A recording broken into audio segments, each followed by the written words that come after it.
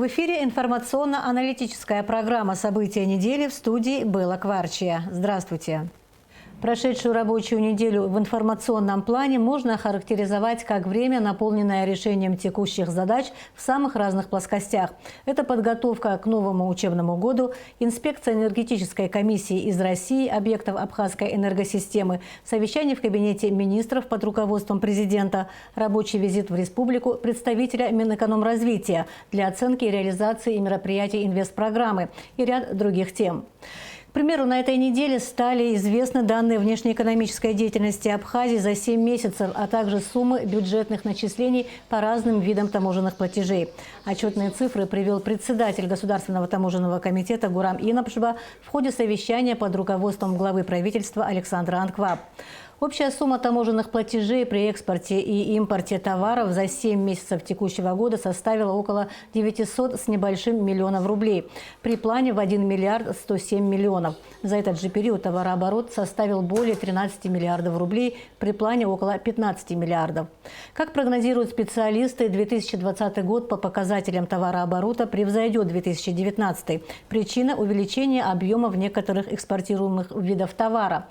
Уровень экспорта, к примеру, ореха, фундука, за 7 месяцев 2020 года уже сравнялся с годовыми показателями 2019 года и составляет около 360 тонн. Для сравнения, в прошлом году этот показатель был равен 13. Кроме того, есть товарные позиции, экспорт которых значительно превышает импорт. На этой неделе группа российских специалистов завершила проверку объектов энергетического комплекса Абхазии. Это был первый двухнедельный этап работы по оценке состояния энергосистемы республики российскими экспертами. Как известно, в феврале 2021 года на время проведения ремонта в деривационном тоннеле Ингур-ГЭС планируется остановка работы всего энергетического комплекса. Для обеспечения населения Абхазии на этот период электроэнергии правительство республики прорабатывает с российскими коллегами вопрос обеспечения перетока. Для изучения состояния объектов энергетики республики в Абхазию и прибыла рабочая группа экспертов, которые, в частности, 18 августа посетили силовой узел Ингур-ГЭС. Делегацию российских специалистов сопровождали вице-премьер, министр экономики Кристина Азган и генеральный директор Черноморэнерго Михаил Логуа. По результатам работы комиссии будут подготовлены технические схемы поставок электроэнергии из России. В ближайшее время российские специалисты вновь приедут в Абхазию, чтобы продолжить свою работу. Вопросы эпидобстановки в республике, проблемы, связанные с прохождением туристического сезона, а также реализацией мероприятий российской инвестпрограммы, обсудили на совещании, которое провел президент Абхазии Аслан Бжания с членами Кабинета министров 19 августа. Несмотря на то, что граница открыта, начался туристический сезон, экономике Абхазии нанесен серьезный ущерб. И без корректировки государственного бюджета не обойтись, отметил президент. Безусловно, открытие границы положительно скажется и на бюджетных поступлениях. В то же время мы должны понимать, что угроза распространения коронавирусной инфекции возросла. В этих непростых экономических условиях особое значение приобретает еще один вопрос – вопрос реализации инвестпрограммы. Это реальные безвозмездные деньги, и они должны быть использованы самым надежным и эффективным образом. На совещании обсуждался и вопрос приобретения российской вакцины от коронавируса. Вакцина разработана, но у нас нет никаких документов, нет данных ее клинической апробации, эффективности. Существуют там побочные какие-то действия или нет, мы ничего сказать по этому поводу не можем. Этот вопрос будет обязательно рассматриваться, но однозначно вакцинация не будет обязательной, если даже она будет признана. То есть она в обязательном порядке не будет проводиться, только добровольно. Вопросы выполнения российской инвестпрограммы в Абхазии стали главной темой рабочего визита в Абхазию первого заместителя министра экономического развития Российской Федерации Михаила Бабича. Российский чиновник проинспектировал объекты инвестпрограммы, ремонт и реконструкция которых пришлись на 2017-2019 годы. О наиболее важных аспектах визита Михаила Бабича в Абхазию напомнит Эсма Голландия. Первым объектом, который посетил Михаил Бабич вместе с вице-премьером, министром экономики Кристиной Озган, стала Гагарская средняя школа номер 1. Учебное заведение строилось за счет средств российской инвестпрограммы на 2017-2019 годы. В школе 48 учебных и 8 лабораторных кабинетов. Делегация осмотрела центральный корпус здания, обошла кабинеты 1 и 2 этажей. Сметная стоимость проекта составила около 338 миллионов рублей. На сегодняшний день все строительные работы здесь завершены. Школа готова к приему учащихся. Педагогический коллектив сегодня первый день вышел на работу. Учебные классы подготовлены. Есть вопросы по оборудованию школы. Конкретно это оборудование актового зала. Нам необходимы мягкие стулья, шторы, проектор. Необходимо оборудование в гимнастический зал. Гимнастический зал тоже у нас ничем по проекту не оборудован. Этот вопрос нас волновал достаточно давно. Мы ставим эти вопросы. Дооборудовать необходимо столовый зал. Все эти вопросы мы сегодня также подняли. С российской стороны было понимание. Следующим объектом инспекции стал детский сад в Новом Афоне. Это дошкольное учебное заведение также было построено за счет средств российской инвестпрограммы. Уже к сентябрю сад готовится к приему 100 детей. Кроме того, Михаил Бабич посетил Новоафонскую школу, построенную в 2013 году в рамках российской инвестпрограммы. В ходе второго дня рабочего визита Михаил Бабич побывал в Тхуарчалском районе и городе Сухум. В Тхуарчале делегация оценила ход работ по строительству центральной районной больницы, которая является переходящим объектом инвестпрограммы. Ранее лимит финансирования больницы составлял 258 миллионов рублей. Однако он будет увеличен, так как в проекте не были предусмотрены некоторые необходимые объекты. В Сухуме российская делегация знакомилась с ходом реализации программы льготного кредитования среднего и крупного бизнеса в Абхазии. На данный момент большинство проектов этой программы не завершены. Михаил Бабич осмотрел один из них – гостиничный комплекс «Сухумская ривьера». Также глава российской делегации посетил Абхазский государственный драматический театр имени Чанба и Государственный русский театр драмы имени Искандера, восстановленные также за счет российской финансовой помощи в 2014 году. Впечатлениями от поездки с российской делегацией поделился начальник управления капитального строительства Тимур Агрба. Объекты Гагарская школа и Афонский садик уже готовы к эксплуатации. В принципе, уже акты ввода подписаны. Есть небольшие замечания к подрядным организациям, которые они, согласно контрактных обязательств, должны устранить. Ну, и там ничего критического, в принципе, нет, но мелкие замечания все-таки подрядчику были озвучены.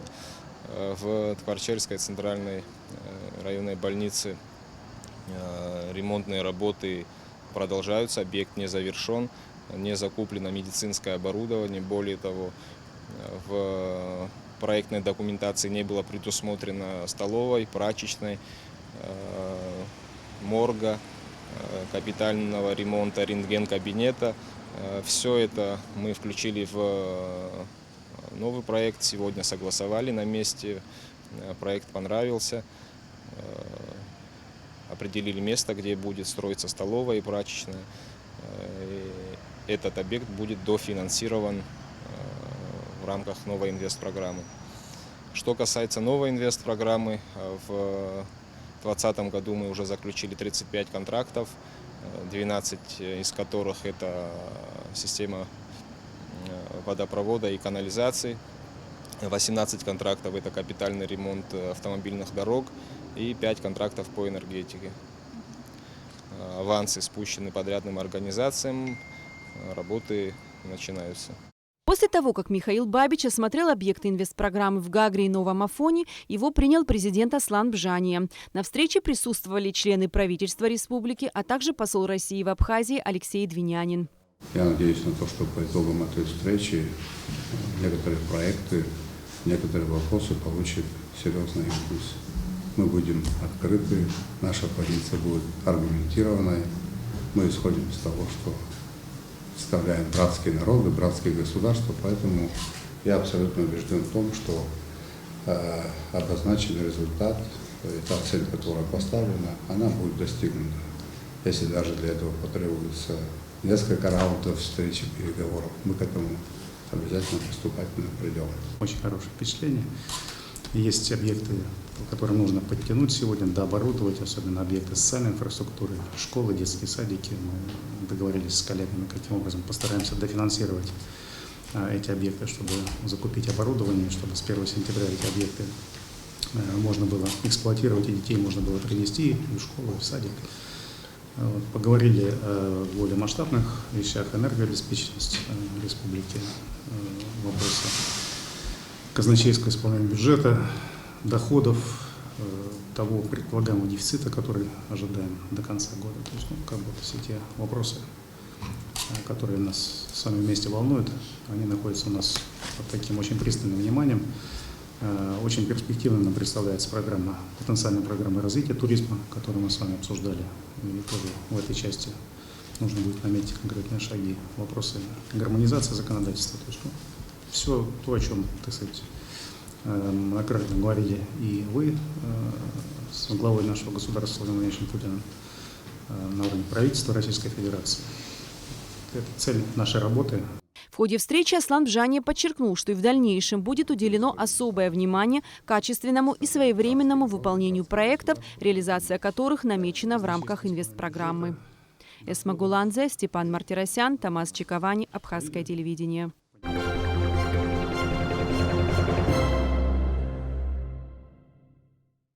Немногим более недели осталось до начала нового учебного года. Прошлый завершился, можно сказать, досрочно. В связи с угрозой распространения COVID-19 все школы Абхазии закрылись на карантин еще в марте. Ограничения были сняты уже перед выпускными экзаменами. Впрочем, экзаменационные испытания прошли только выпускники. Остальные учащиеся были от них освобождены. О том, каким планируется новый учебный год 2020, стало известно на пресс-конференции министра просвещения и языковой политики Инала Габлия, которая прошла в пятницу, 21 августа. По словам министра, учебный процесс начнется с 1 сентября, если ситуация с пандемией будет благоприятной. Санитарно-эпидемиологическая служба республики направила в министерство предписания, соблюдение которых должны помочь избежать распространения COVID-19 в школах. Напомним, что рекомендации СЭС состоят из 14 пунктов, главные из которых установление возрастного ценза для учителей до 65 лет, разгрузка школ, в некоторых слишком много детей за счет перевода учащихся по месту жительства, уменьшение количества учеников в классах. На 100% мало школ выполнят эти требования, но есть такие даже есть. Врачи сделали свое дело, они прислали нам свои рекомендации, предписания. Наша задача по максимуму их выполнить. Где мы не можем выполнять, к этому готовиться, шаг за шагом к этой цели идти. Если нам важно здоровье нации, здоровье детей, здоровье педагогов и ваше личное здоровье, ваше здесь присутствующих. Если вы не хотите заболеть, попасть в больницу, ваша ответственность содействовать соблюдению этих мер.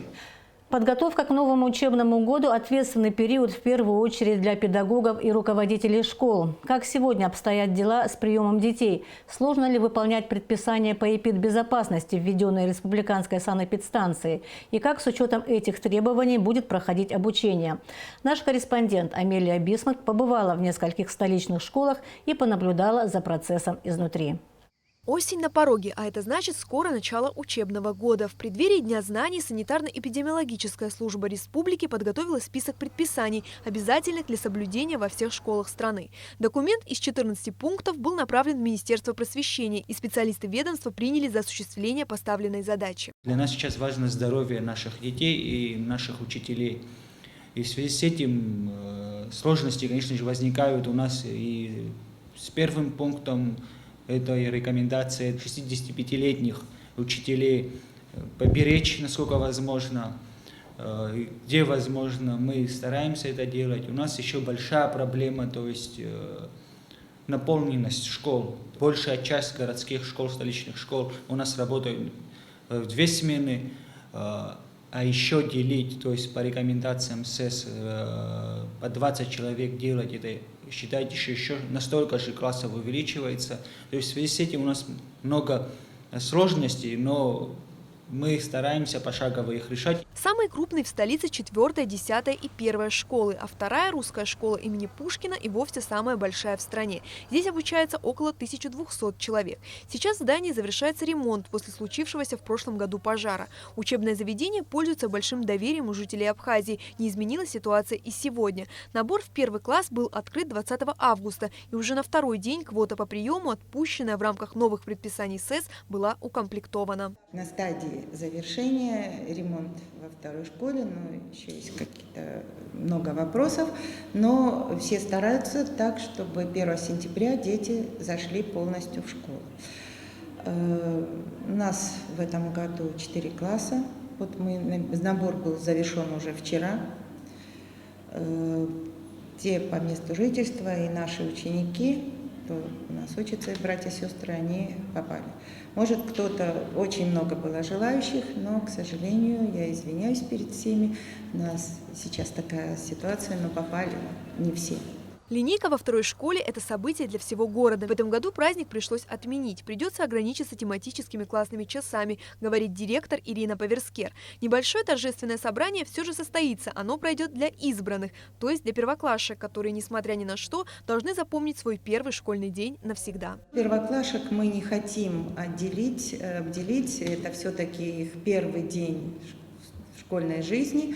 Мы расчертим линейку, чтобы как-то на социальном дистанции дети, родители были. Мы их поприветствуем, маленький такой праздник устроим, но так, чтобы это дети, конечно, не пострадали. Главное у нас условие – сопровождать может только один родитель. Школа работает в 2 смены. В соответствии с новыми правилами учебной жизни каждые 2 урока в классах будет проводиться влажная уборка, дезинфекция помещений и проветривание классов. То есть все предписания СЭС здесь намерены выполнять ответственно. Однако с одним пунктом возникают сложности. Дело в том, что во 2-й школе работает 14 учителей, которые перешагнули 65-летний барьер, а заменить педагогов, входящих в зону риска, практически неким. Да и сами пожилые учителя не желают оставаться в стороне от учебного процесса. Они все хотят работать. Но есть такие предметы, вот, например, филологи, даже при наличии тех учителей пожилого возраста, которые у нас одна подлежит возрасту, очень грамотный учитель, и просто ее отправить домой я сейчас не могу. У нас и так филологов не хватает. Начальные классы очень сложно найти. Преподавателей начальных классов, вот многих школы ищут просто учителей начальных классов, очень сложно найти. Географы, если я отправлю нашу Нину Александровну, отправлю на пенсию, у нас просто не будет в старших классах географии. У нас очень много учителей, совместителей математики, они работают в одной и в другой школе. С учителями довольно большая проблема. Химики, физики. Физик у меня тоже такой возраст, но в данный момент я тоже не могу отпустить. Они все готовы в масках, в перчатках прийти на уроки. Они все риски сознают, но пока мы не готовы их отправить домой. Подобная обстановка сейчас и в 10-й горской школе. Здесь гораздо меньше учителей старшего возраста, но и те, что работают, готовы соблюдать все правила и согласны проводить уроки в масках. В школе будет организовано 2 входа для младшего и старшего звена. Согласно предписаниям, сюда принимают детей, закрепленных в центральном районе по месту жительства. Сейчас в школе проводится косметический ремонт, над чистотой трудится технический персонал. Учителя вышли на работу и активно готовятся к началу учебного года. Как известно, занятия в школах были завершены в середине марта, а это значит, что прежде чем перейти к новому материалу, в сентябре школьникам придется восполнить старые пробелы. Мы занимались до марта, а потом по дистанционке кто как мог, но, естественно, не все дети туда выходили, не всем детям это было понятно. Некоторые дети даже были, которые не понимали, что от них хотят, и увидев эту камеру, они начинали плакать. А некоторые присылали, вот те, которые не могли ответить на, они присылали только письменные работы. Но программу, естественно, как во всех школах, мы тоже не закончили эту программу. Сейчас, как нам сказали, сентябрь-октябрь мы будем уже продолжать. 10-я школа работает в одну смену, однако в этом году в связи с предписаниями, которые подразумевают распределение детей по малым классам, обсуждается вопрос введения 2-й смены. Естественно, что на новый организационный процесс потребуется дополнительное финансирование. В Министерстве просвещения рассматривается данный вопрос не только в отношении этой конкретной школы. Где нету 2-й смены, мы будем стараться для того, чтобы соблюдать все рекомендации санитарного врача, вводить, насколько это возможно, и, конечно же, это будет сказываться и на наш бюджет, потому что это еще одно финансирование, еще затраты. Насколько возможно и все, что в наших силах, мы будем делать для того, чтобы и соблюдать, и сохранить в первую очередь здоровье наших детей и наших учителей. По словам представителей Министерства просвещения и языковой политики, в селах дела обстоят проще по причине малого количества учеников. Однако в районах остро встает другая проблема, отмечает Аслан Кутелия. Министр просвещения и языковой политики буквально вчера со всеми районами провел совещание, где обсуждалась эта тема. То есть в селах намного легче дела обстоят в связи с тем, что там меньшее количество детей, которые обучаются в классах. Но, с другой стороны, там больше возрастных категорий, которые работают учителя в возрасте. И насколько возможно где-то их заменить, а где не получается заменить, то есть попытаться соблюдать все меры предосторожности, это маски, перчатки и так далее. Мы опять-таки понимаем, что проводить урок 30-40 минут в маске тоже не совсем удобно, но опять-таки, исходя из наших реалий сегодня, нам нужно, насколько возможно, поберечь себя и наших окружающих. Что касается родителей и детей, то они в обычном режиме готовятся к учебному году. Кто-то воспринимает новые правила с опаской и негодованием, другие с пониманием относятся к ситуации. И те, и другие с радостью ждут 1 сентября, радуясь, что в силу пока не вступило главное новшество ковидного года – дистанционное образование. А пока эксперты обсуждают все плюсы и минусы онлайн-обучения, в городе уже можно встретить школьников с новыми пестрыми портфелями, которые с нетерпением ждут встречи со своими одноклассниками. Амелия Бисмарк, Инала Гухава для событий недели. Подготовка к новому учебному году сама по себе нелегкий процесс. В этом году перед администрацией и педагогами школ стоят задачи, которых прежде и вовсе не было. В их числе необходимость сокращения численности учеников в классах, минимизация рисков заражения детей коронавирусом и обеспечение при всем при этом нормального учебного процесса. И все это сверх так называемых традиционных задач – ремонта или косметического обновления классов, организации питания школьников, обновления библиотечного фонда, необходимого учебного оборудования и множество других вещей. Как эти проблемы решаются в Сухумской средней школе номер 5? Побеседуем с директором этого учебного заведения Лианой Хварския. Здравствуйте, Лиана Константиновна. Здравствуйте. Лиана Константиновна, понятно, что у каждой школы свои проблемы, есть свои сложности, но тем не менее есть вещи, которые общие для всех. Могли бы вы рассказать, чем сейчас занимается ваша школа в плане подготовки к новому учебному году? Какие основные задачи стоят перед администрацией школы? Спасибо. 19 августа в управлении образования прошло совещание директоров. На совещании рассматривались несколько вопросов. Самый главный вопрос – это подготовка школы к новому учебному году. Конечно же, мы в связи с возникновением коронавирусной инфекции, мы все, как вы знаете, были на карантине, сейчас готовность школы номер 1. И предписание, рекомендация по снижению возникновения этой инфекции, мы составили новый план, подготовили, правда, вносим кое-какие коррективы. Расскажите, пожалуйста, что это за план? План. Первое, это у нас вопрос стоит отделение классов. Контингент 5-й школы на сегодняшний день составляет 780 учащихся без первых классов. С 20 августа ведется прием первые классы. На сегодняшний день по предписанию, рекомендации предписанию санэпидстанции накопляемость первой класса составляет 20-24 учащихся. Соблюдая эти предписания, у нас в этом году получается не как 3 класса, как мы планировали открыть, а 4 параллели. И в связи с этим у нас маленькая проблема получается там, но решаемая проблема. Мы плавно уходим на вторую смену. То есть в этом году только вы уходите на вторую смену? Да, школа работает в одну смену. Да, работала. То есть это связано только вот с этой коронавирусной инфекцией, или вы и так планировали перейти на вторую смену? Честно говоря, мы уже планировали, рассматривали этот вопрос. Контингент растет. классных кабинетов не хватает, и поэтому мы планировали, но такого резкого перехода, конечно, нет. Мы плавно хотели перейти, отправить 6 классы, 7. Но в связи с этой инфекцией в этом году пойдут 3 классы на 2-ю смену и 6 классы. 20-го уже весь коллектив, как и все учителя Абхазии, вышли на работу. Мы обсудили это, поговорили, ознакомились с предписанием рекомендаций СЭС. Восприняли нормально учителя, конечно. Это на все 100% эти все рекомендации выполнить, может быть, сложно будет в нашем районе, но мы все равно постараемся и будем работать над этим. Какая рекомендация, на ваш взгляд, самая сложно выполнимая? Это, наверное, возрастной ценз 65 и плюс. Почему я отвечу? Нехватка учителей, именно математиков, дефицит учителей-математиков. Математики со стажем опытные, как раз в этом возрасте 60-65 лет.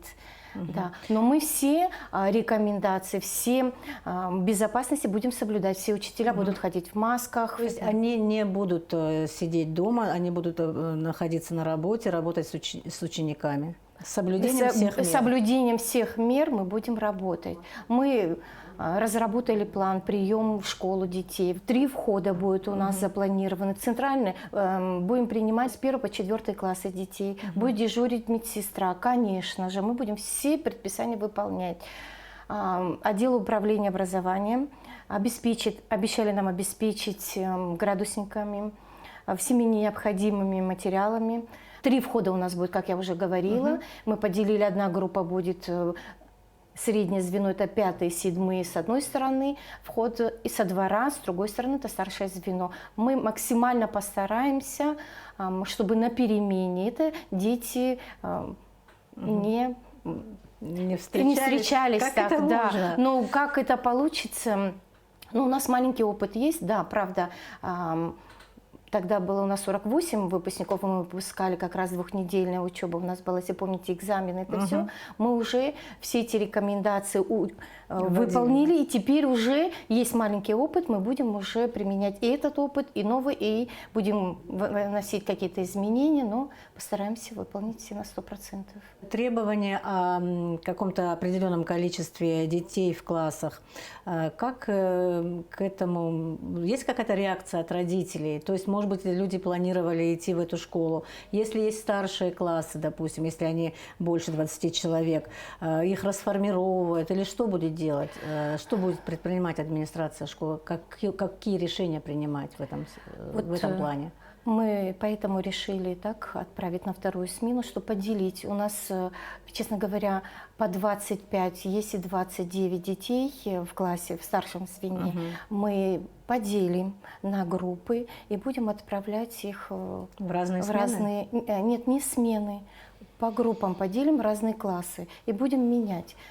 Да, посмотрим, хватит преподавателей для того, чтобы с каждой группой заниматься? Или у них увеличится нагрузка, с каждой группой отдельно заниматься тому же педагогу? Конечно, на педагога нагрузка увеличится, но мы посмотрим, как у нас это получится. Да, если возникнет нехватка, если такая проблема возникнет, мы, конечно, примем. Но это еще все на стадии решения. Мы посмотрим, мы выйдем 1 сентября. Неделю у нас есть, мы проведем диагностику знаний учащихся, подготовим тематический план с учетом того, что не пройдено у нас, включим в эту программу, поработаем, а там уже, наверное, в течение 2 недель мы, наверное, уже точно будем знать, что нужно будет изменить, что добавить и как работать дальше. Когда был карантин, учащиеся были дома, какие-то занятия проводила ваша школа? Не все, но проводили дистанционное обучение. Как вы знаете, наверное, новый район – это спальный район. И наши все детки приезжают из, как я говорю, из родового имени, уезжают в субботу-воскресенье и на каникулах уезжают к себе на деревню. Поэтому не у всех проведен интернет, но все, почти все старались, конечно, занимались. Будет ли учебный процесс перестраиваться с учетом того, что вот был такой пробел достаточно большой? Ну да, конечно, как В я ранее прошлом до году, этого да. говорила, что мы проведем диагностику знаний, мы посмотрим, какие пробелы у нас, непройденные темы мы включим. Вот этот месяц посвящен повторению, мы, конечно же, эти темы включим, пересмотрим тематическое планирование, и мы обязательно должны восполнить. Если все-таки возникнет ситуация с тем, что снова уйти на карантин, что будете предпринимать? Если возникнет такая ситуация, вы знаете, что не все у нас дети обеспечены этой техникой, но многие уже и работают прекрасно, и помогают нам, учителям, можно сказать, да. Будем думать и над этим тоже, да. Ну, конечно, хотелось бы, чтобы поскорее бы все мы вернулись полноценно за парты. Есть реакция от родителей, что они говорят, когда общаются с вами по поводу того, что им предстоит в этом учебном году? Конечно, вот в общении с родителями я общаюсь каждый раз, каждый день с ними. Кто-то приветствует, что ушли на вторую смену деления, что накопляемость первой классы 20-24 человека.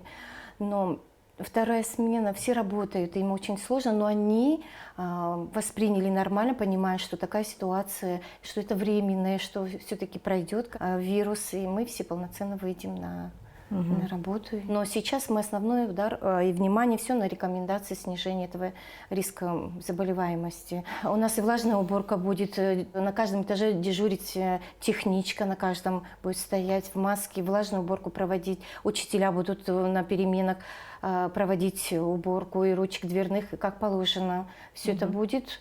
Медсестра будет дежурить, измерять температуру. Будем следить за этим. Как пройдет 1 сентября в 5-й школе? В 5-й школе, да, конечно, по предписанию торжественные линейки, эти все пока мы должны отменить, но мы для 1 класса и для выпускников проведем линейку. А остальные дети, они в классах проведут 2 урока. Первый урок – день знаний, второй урок – день мужества, урок мужества и мира. Минут на 10-15 мы проведем линейку для наших первоклассников. Поздравим их, выпускников наших, и так отправим. Уроки будут у нас для 1 класса по 30 минут, перемены по 10 минут, а со 2 по 11 на совещании мы решили, что по 35 минут.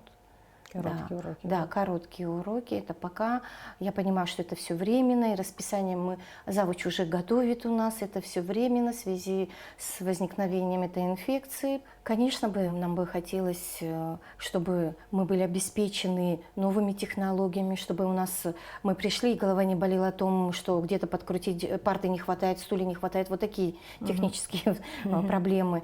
Хотелось бы войти в красивую, чистую школу, которая была бы обеспечена, и пожарная безопасность была бы на уровне, да, и проводка, пожарная безопасность, все полностью было бы обеспечено. Наверное, вот такие я не говорю о 4-й, о 3-й, там, наверное, у них меньше проблем в такой сфере, да. Хотелось бы, конечно, чтобы классы были чистые, светлые, капитальный ремонт. Вчера как раз, кстати, подходил мэр города Беслан Федорович Ешпа. Ознакомился со школьным двором, зданием. Конечно, требуется капитальный ремонт школы. Контингент растет, не хватает нам помещения. В общем, решили вопрос, наметили благоустройство школьного двора. То есть вот такие, решение, да. Пока наметили решение, потом будет видно. Благодарю вас за то, что пришли к нам в студию и ответили на наши вопросы. Удачи в вашей очень важной работе. Спасибо вам большое. И, наверное, пользуясь случаем, хочу поздравить всех и детей, всех, наверное, жителей Абхазии, всех учащихся с началом нового учебного года. Здоровья вам. Спасибо еще раз. Всего доброго.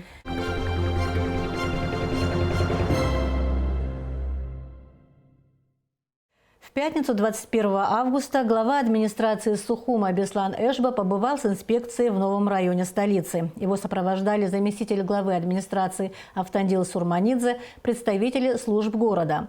Мэр осмотрел состояние дорог, коммуникаций, а также побывал в домах, где существуют проблемы, пообщался с жителями.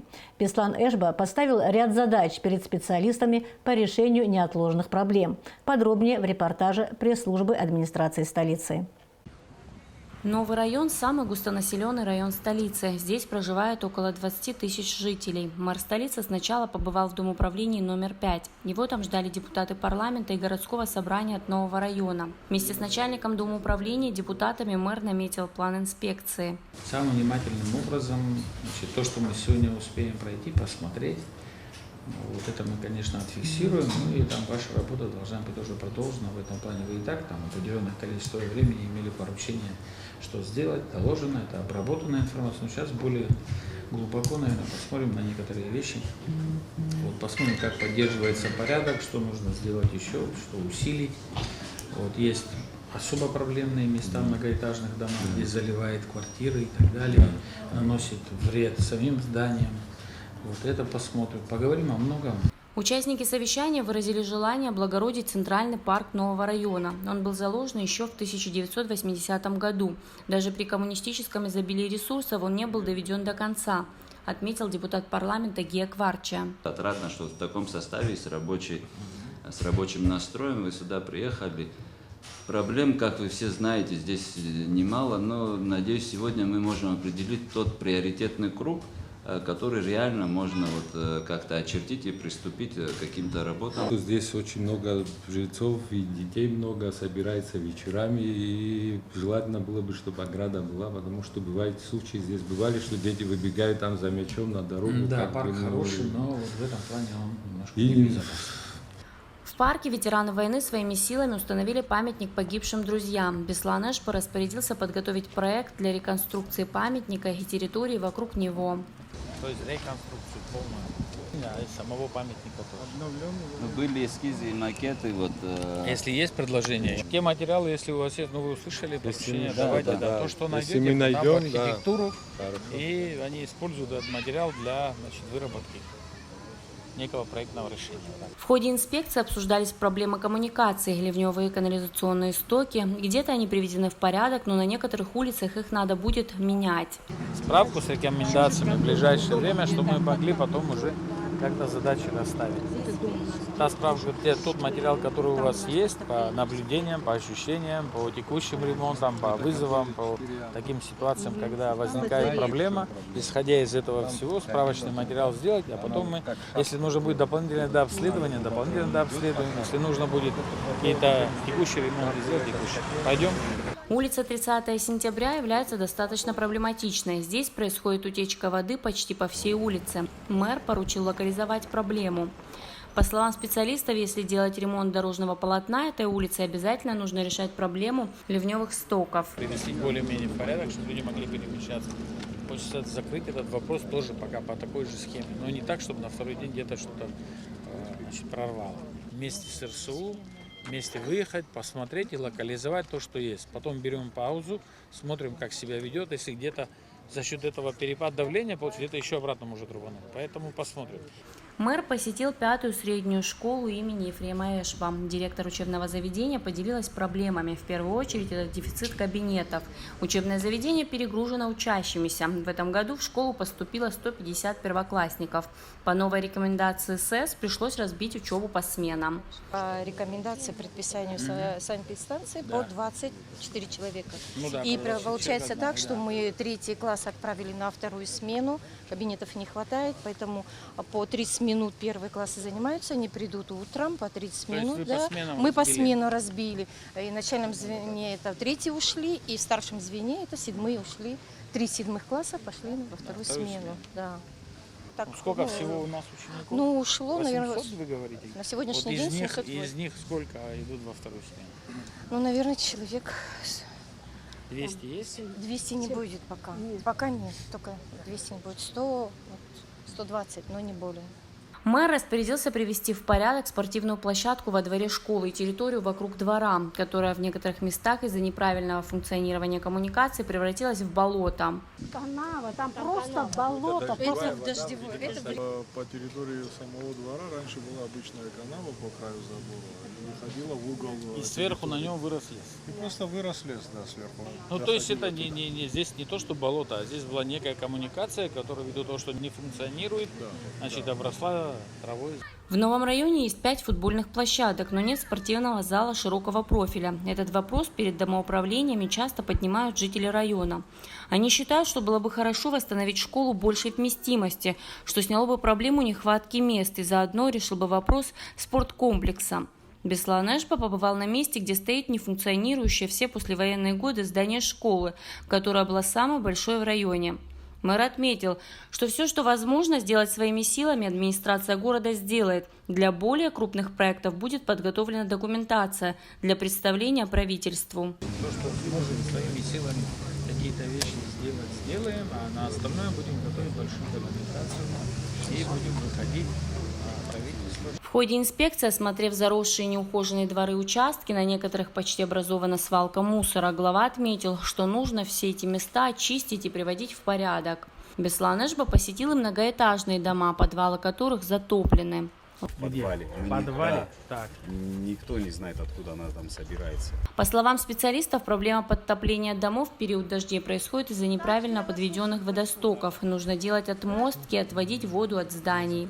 Все равно надо нам отводить от зданий. А у нас отмостки надо.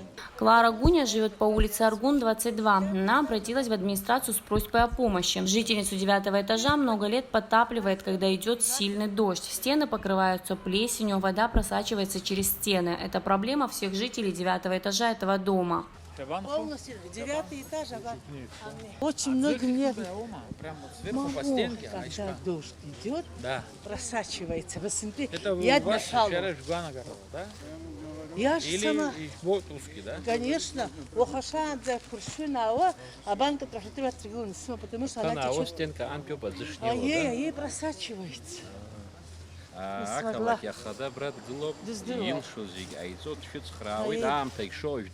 Я все понимаю, ребята, очень. Сколько уже времени так?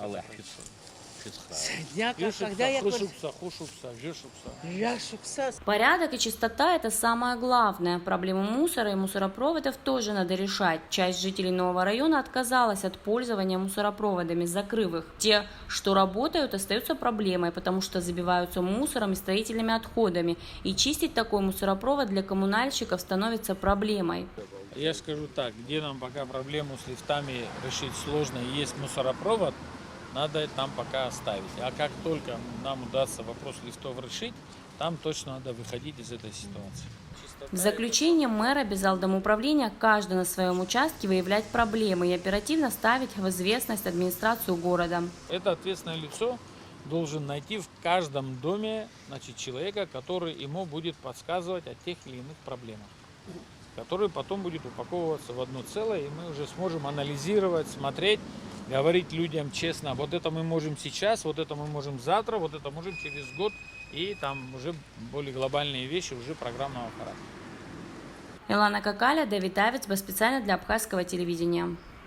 Первенство и чемпионат Абхазии по карате «Фудокан» состоялись в детской и юношеской спортивной школе номер 1 в столице. Соревнования проводятся уже в 3-й раз. В этом году в них приняли участие около 70 спортсменов из Сухума, Гала, Очимчиры, Сочи. Соревнования прошли со спортивным азартом, в дружественной атмосфере. Все дети получили огромное удовольствие от участия в них. Чемпионат был организован Федерацией карате «Фудокан» Абхазии при поддержке Государственного комитета Абхазии по вопросам молодежи и спорту.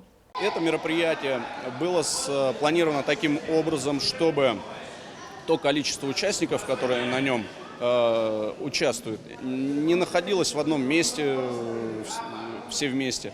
То есть каждая категория, в зале мы только 2 категории, которая идет и которая будет. Держим в зале 2 категории. На входе врач проверяет там температуру и так далее. То есть все были приняты меры предосторожности.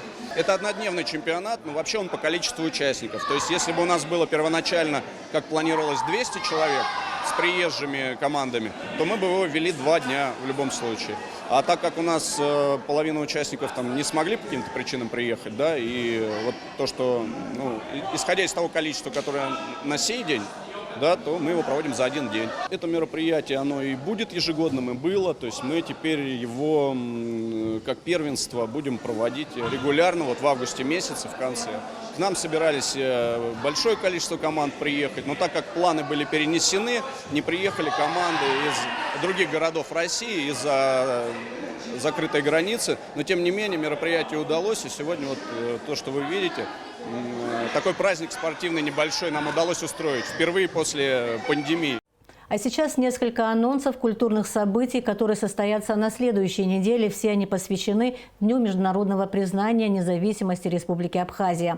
24 августа в Абхазской государственной филармонии при поддержке Министерства культуры состоится концерт заслуженной артистки Абхазии Нинель Бжания и Гулизы Авицба «Пиано-дуо». Мероприятие пройдет в сопровождении Государственного камерного оркестра под руководством заслуженного артиста Абхазии Давида Терзиана.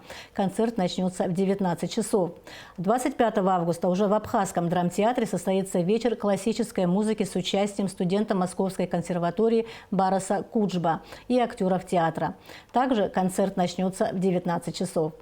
А 26 августа, в день международного признания независимости Республики Абхазия, в Абхазской государственной филармонии выступит прославленный коллектив из России, академический большой хор «Мастера хорового пения» под руководством народного артиста Российской Федерации Льва Конторовича. Многие записи хора вошли в Золотой фонд российской музыки, получили признание за рубежом. На этом наша программа подошла к концу. Я желаю вам всего доброго и до встречи в эфире.